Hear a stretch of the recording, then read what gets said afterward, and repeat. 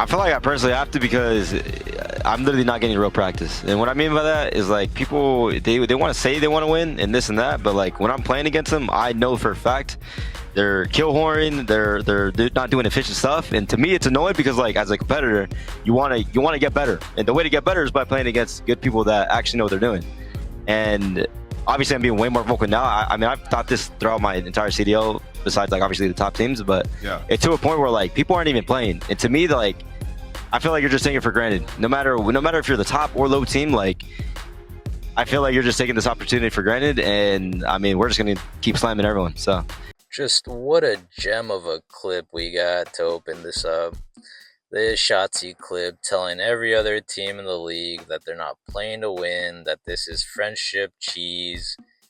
Nobody cares to win. They're just playing for contracts. And boy, how this clip came back to bite him in the ass. I'm not a fan of Optic, but I am a fan of Shotzi, so there's going to be quite a bit of glaze, but it's warranted, especially after the year that Optic had.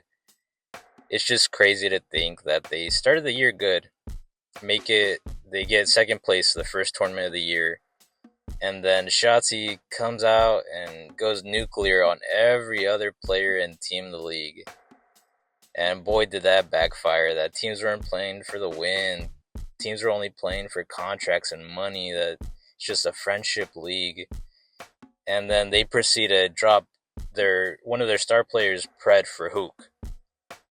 And then they proceed to drop Hook again for Pred a month later. Ridiculous. And then they go on a losing streak of 0-18.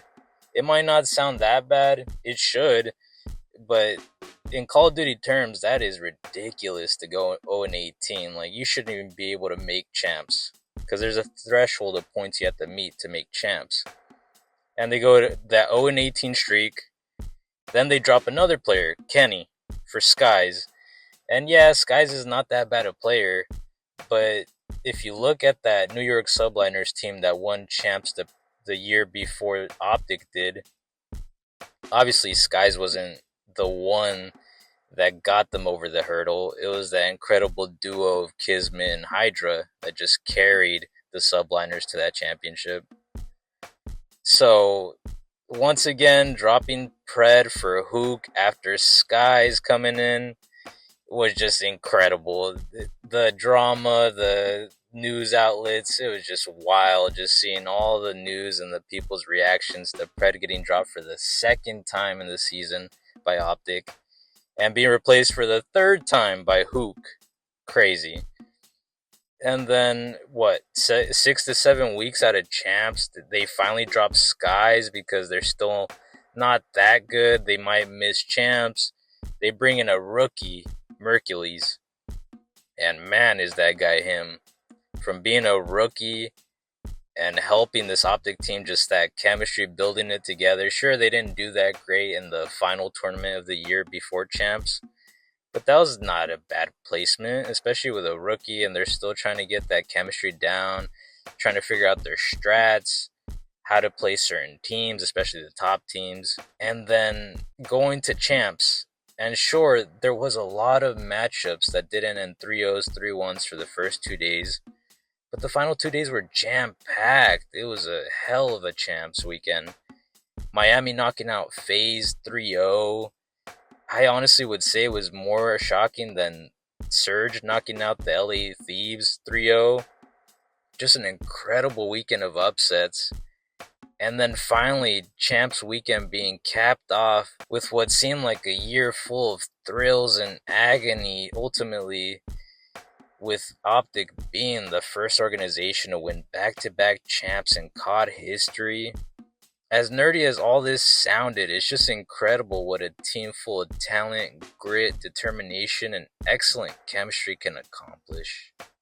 Sure, there might have been some key points and things I might have glossed over, but this is more to say that even though I am a casual when it comes to professional Call of Duty, I enjoyed this season so much. It was just incredible to watch, especially Optic coming back from the Shadow Realm to win champs. I did not place them as getting even top four for champs. I honestly thought they were dead in the water, and as good as Mercules is, I was like, there's no way a rookie just propels them that much towards getting to the grand finals even. That's why I wanted to cover just how much this team had to go through in the year, and didn't let that set them back, didn't let that just chalk their mental. They kept that same mentality, and they knew that if they just kept at it, they'd eventually get back to that grand finals and champs, and hopefully, and as they did, be the first organization to win back-to-back champs. Just an incredible feat. Finally, I will say, as a casual, it was a really enjoyable season. I hope that this opens up avenues towards getting more casuals or people that don't know much about professional Call of Duty to just tune in. Uh, Honestly, I'd say it's more enjoyable to watch professionals play it than playing it myself. It's just, it's so interesting just to see them execute their strategies, different game modes, and maybe strategies against top teams, seeing how they play them different versus mid-pack teams versus the bottom teams. It's just there's so much that goes into this. People think it's so easy to just take out one player from a team and replace him with a better player, but it's not that easy. It always comes down to team chemistry. It doesn't matter how skilled those four people are, if the chemistry is shit, they'd never be able to make it to a champs grand finals. Even though I feel like I'm starting to sound like a broken record, that's why I want to highlight this Optic team.